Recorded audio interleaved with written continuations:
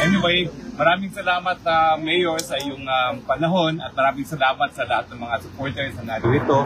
Kamusta po si Tatay Digong o how ang buong Pilipinas sa kanyang kalagayan? Hindi, parehas lang naman sa observations natin yesterday. Masaya naman siya kasi yung pinapasok yung apo niya. Ay, okay. Yung anak ko na maliit, na 4 years old. So, medyo in good spirit siya ngayon na nakita na yung apo niya na babae. 4 years old. Hibig talaga si Tatay Digong sa mga apo, no? It's okay. Pati yung Ilang apo po? Yung anak ko, yung isa rin, na 11 years old. Ano naman? Wala akong bilin sa mga apo. Wala naman, yung lang daw. Dapat daw bumili na ako ng college plan para sa mga bata. Para pag-lahat yung nagagastos. Tama naman. So, yun, more on sa education ng mga pinag-usapan natin. Ako daw, tinatanong niyo kung ano yung gusto profession in the future. Ito naman, more on family. So, yung immediate family niyo po ang nakapasok ngayon. Yeah. Wala yung mga kapatid. Wala pong discussion on politics, national issues. Well, sinasabi ko lang kung ano nangyari ng midterms na overwhelming nga yung resulta na nakuha natin despite of the fact na opposition tayo ng admin ngayon pero yung pumasok tayo ng mga senador at hindi rin nakuha talaga ng presidente yung pinagaya ko ng 12-0. So, yun. It's inuulit ko lang sa kanya. Kasi minsan nakakalimutan niya na yung mga anong nangyari ng midterms. And nagtatanong siya sa 2028 kung kumusta yung kapatid ko, tapos ko daw ba? Sabi ko, hindi ko alam. Siguro, depende. It's better pag yung kapatid ko yung nagsabi mo sumagot sa tanong niya. Pagkakasibak po kay Diwata na nabanggit sa ano? Hindi ko nabanggit. Actually, wala rin naman talagang pakialam na sa taong na yun. Mayor, tinanggal po si General Torre as PNP chief. Sa tingin po ninyo, Mayor, diversionary tactic ba ito ng administrasyon? O Hindi ko talaga alam. Pero, nilipat lang siya sa ibang departamento? no, hindi talaga. Kasi, kung naging chief PNP ka na, tingin ko, demoted talaga siya. Because, wala nang mas mataas pa dyan sa pagkapulis mo. Diba? Hindi ka naman pwede ilagay sa ibang appointed position. Like, NBI. Wala appointed na. Demoted siya. So, tingin ko, may internal na conflict talaga na nangyari dyan. Internal conflict yan. Hindi naman din clear yung statement ng Malacanang kung bakit siya tinanggal. So, anong tingin niyo po sa kapatid kay General Torre? hindi ko talaga alam. I do not know these people.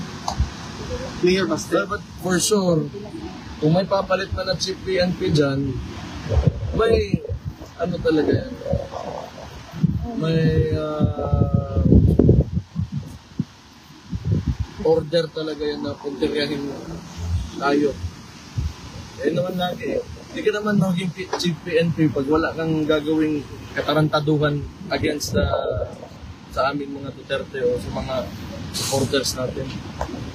Sabi nga ni Senador Bato, galit siya kay General Torre pero naawa siya.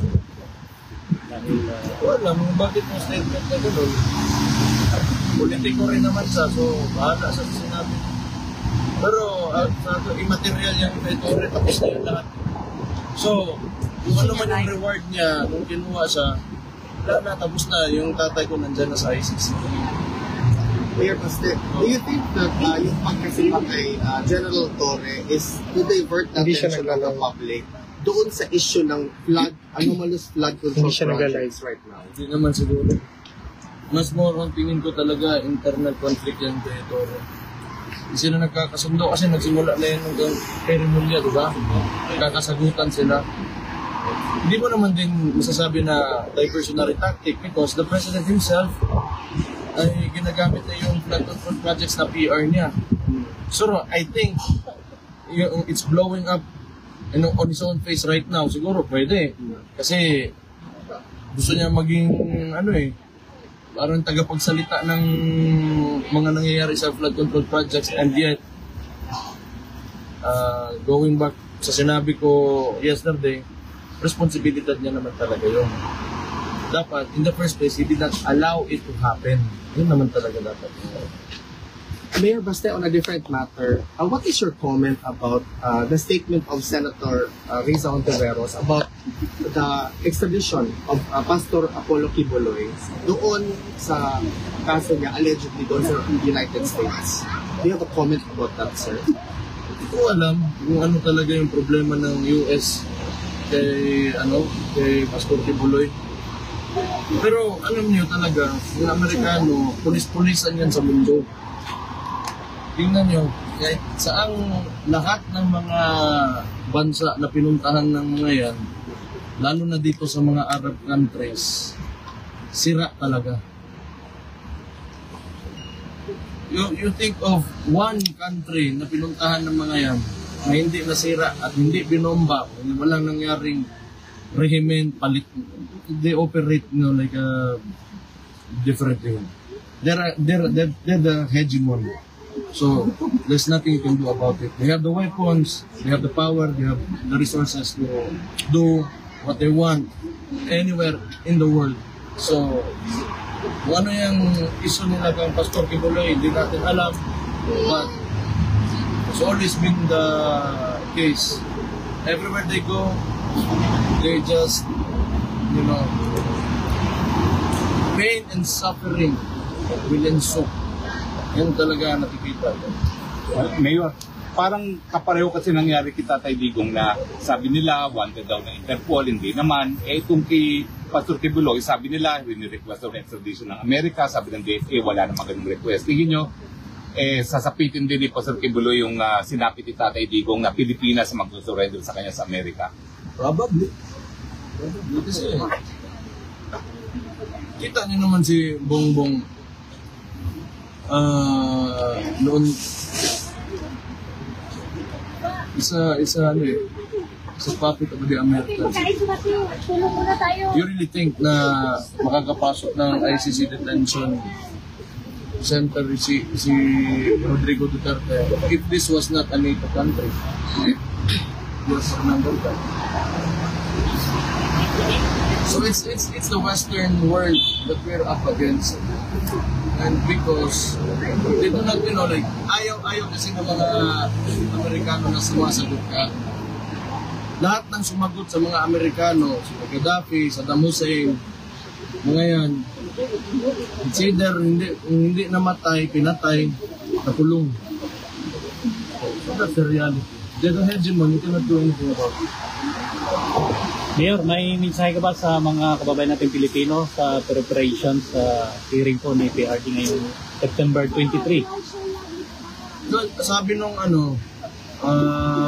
hindi naman kalaban, but those who the opposition, I think they will gather. Paramihan lang naman to. Punta tayong lahat dito.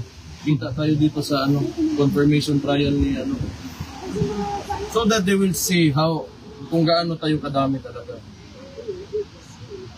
We've proven that sa midterms elections. We've proven that 2016 nung pagkapanalo ni PRD. And itong confirmation trial, they are,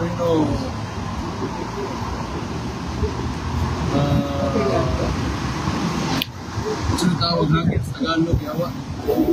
Hagit. Hinahamon. Ay, hinahamon. Kung hinahamon nila tayo na they will, gather, they will congregate, to make a demonstration, then we will also accept the challenge. Yung mga interesado, if you want to, fight for former President Rodrigo Roa Duterte, be here in The Hague. We'll gather ourselves peacefully and show all the support that we can. Our strength is in our numbers. Yes. Mayor, maybe this is off topic. Na-question ko na rin to sa mother mo at sa kapatid mo, si VP Sara. Mayor, are you pro or against cremation? Cremation? Yes. I think that's up to the individual, sa totoo lang.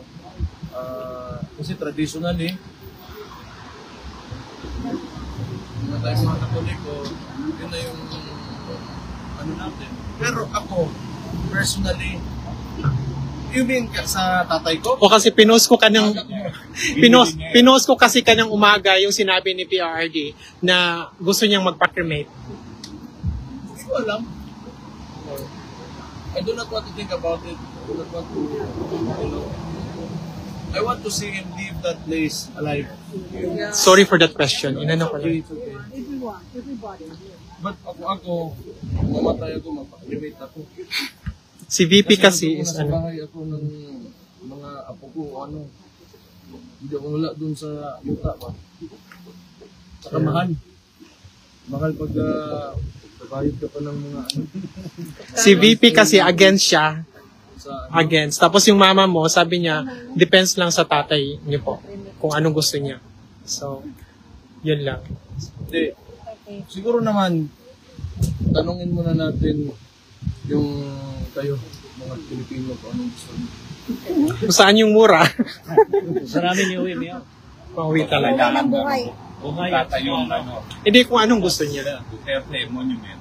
Pero hindi, dapat buhay. Dapat Buhay, Sa yes. dating ng tanong, tapos sasabihan ko sa sinabi niyo hindi kayo papayag kasi gusto niyang ilibing sa libingan ng mga bayani. Yes.